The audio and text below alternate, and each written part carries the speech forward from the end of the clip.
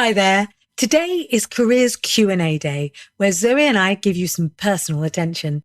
So today's question comes in from Chris, who works in the tech world and asks us, how do we stop unexpected resignations in tech? Now, if you're leading in tech right now, you'll know exactly what Chris means. 1 minute, everything feels fine, and then the next, someone hands in their notice and you're completely blindsided. In the current fast-paced environment of this industry, where competition is fierce, roles evolve quickly, and opportunities are everywhere, it can feel almost impossible to hold on to great people. So when this question came in, we thought this is the one to cover this week. Because are resignations really unexpected, or are there conversations that we're just not having early enough? Let's dive in. So let's start by reframing it a little. Most resignations aren't actually completely unexpected. If we look and dig a little, I think it's more about there's just some things that have been unspoken. And I think especially in tech, because people rarely leave on impulse. These are folk that are very committed, very thorough, very diligent, have a process and a map and a way of exploring things. So I don't think they make those kind of necessary rash decisions. But what they will have probably been doing is disengaging probably for months, kind of going through the motions. They might well have been quietly interviewing elsewhere with the competition. They've certainly probably been feeling a little bit stagnant or undervalued, maybe a little bit burned out, but still managing somehow to perform well. So it's sort of you've not maybe necessarily noticed. So by the time the resignation lands, it feels sudden, but the decision has actually been brewing for quite some time. And, we've got lots of technical clients, and we know that for them, losing great people in the middle of a project can be absolutely catastrophic. And so, tech can be particularly vulnerable to this challenge because you've got high demands and their high opportunity and high mobility.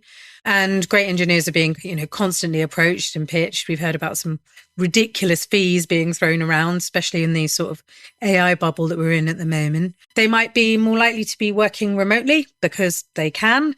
And that may result in a little bit less kind of emotional stickiness, sense of kind of loyalty, allegiance, and part of a team. And so the thinner that connection is, the easier the opportunity for leaving. But when we talk to techies, actually, most of what's generating their decisions to move that seem like unexpected resignations are the absence of good dialogue about how they're doing. Because as performance-related technical people, their caliber and their confidence comes from the respect of their peers and feeling like they're always making progress. And so if they're not getting those kind of regular feedback and affirmations around that, even if it's course correction or constructive feedback, they can often feel like they are stagnating. And equally, that's true when, therefore, the wider conversation about where is my career going and, what else might be possible for me to acquire and learn and do within this job, if that isn't happening regularly. So, if you've got a fast-moving environment, it can sometimes mean that the conversations that you're having are purely transactional about trying to get the work done in your, latest agile activity. But that can leave a sort of gap when it comes to the deeper conversations around careers. So if you notice that you're focusing more on project deliverables and sprint cycles and your ROI, but not looking at people's futures, that might be a flip and a movement that you want to attend to a little bit more. But I suppose for like some practical things then to think about is, number one, I suppose, is to stop waiting for annual reviews. If we only ever talk about careers once a year, then it's already too late, really. We'd encourage you to be thinking about it as at a minimum a quarterly sort of career check-in. What would make this year brilliant for you kind of conversation. Or go really bold and say, if a recruiter called you tomorrow, what would tempt you to leave? I mean, you're going to get the warts and all back from that kind of conversation. So I would try getting into flow around a conversation and not just a sort of tick box exercise. I think the second thing I'd think about is training managers in career conversations. So it's not just delivery, check-ins in terms of projects and management or performance ones, because most tech managers were promoted for their technical brilliance, not necessarily for their people leadership. And so they might well need some support around like, how do I spot those sort of disengagement signals when it looks like someone might be about to up and leave? Or how do I handle ambition without getting defensive because I can't give them everything that they want? Or How do I create sort of growth opportunities for them beyond just become a manager? Because that's not what all technical people want. Remember that people don't just leave companies, they often leave managers who aren't really understanding them or valuing them. So I definitely think about training and supporting managers in those kinds of conversations. Absolutely. And it doesn't have to be the manager exclusively. In a lot of the technical businesses that we work with, there are other people across the organization trained in career conversations and career coaching too, just because they like that, so play to people's strengths as well as supporting the managers in making it an integral role of their activities. Consider whether there are other people within the organization that it might be good investment to have as sounding boards across the board. And really that sounding boarding, the purpose of it, and this is our sort of third thought on this, is like make internal mobility easier than external mobility. In some of the tech businesses that we work with, it's actually easier to move to a different company than it is to move to a different team. And that's bonkers. That, you want to be working out, how do we make that streamline? How do we make internal opportunities more visible? How do we make it easier for people to move across brands? How do we help managers to become comfortable with that as an opportunity and something that we want to encourage? And then where are the kind of development journeys that might facilitate that, whether they are like 6 months secondments or getting involved in cross-functional projects or shadowing or job swaps, or maybe like day in the life stories from people across different teams. So making the process easy and making the opportunity look exciting. Because if growth requires you to resign and to go somewhere else, then a resignation becomes an indicator of growth.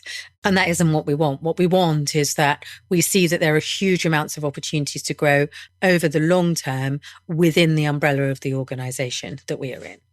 And, people, they don't really leave because the snacks weren't good enough, because the perks didn't satisfy them. They leave because they couldn't see a future, because they felt that their growth was stalling, because they felt invisible in one way or another, because they didn't feel stretched, or because relationships had broken down, or they had broken down and nobody had noticed. And these are all failures of conversation, not failures of like benefits or perks or structures of any of that kind. And, wouldn't it be great if we just normalized ambition and make it safe also for people to say, look, I think I might have outgrown this role. I think there might be more out there for me. And to really be able to support people to design a development plan which is bespoke to them, where they feel seen and they feel valued. Because when they do, they're much more likely to stay and less likely to give you an unpleasant surprise one Monday morning. And a final reality check here, you're not going to stop resignations completely. We're not saying that, because ultimately some turnover is healthy, it's necessary and it is a sign that people are growing. So the goal isn't zero resignations, but the goal is zero surprises, definitely. If somebody resigning feels like a shock, the real issue isn't the resignation itself. It's that the conversation didn't happen, 6 months earlier when we should have had it. So there you have it. I hope that was helpful, Chris, and do let us know how you get on. If you've got a career-related question within your organisational context, how to embed great career conversations, or for yourself in your individual career journey and career dialogue, then please do send it in. You can either do a quick voice note on your phone and email that to us, or you can type it out and send us an email. We don't mind, although it is lovely to hear your voices. And you can keep it as anonymous as you like. Just give us your first name, a little bit of context about the kind of organisation that you're in, and your question. And you can send them to pod@thecareerequation.com, and we'll get through as many as we can every Thursday. And if you want to explore how the impact of improved career conversations could benefit your organisation, then check out one of our free career conversation assessments at thecareerequation.com. You can just click and make an appointment with Zoe or I, and we promise to maximise the value in helping you to clarify what's working and what could be even better around your career philosophy and career navigation strategies. All it will cost you is time. So you can download the free guide and visit us at www.thecareerequation.com.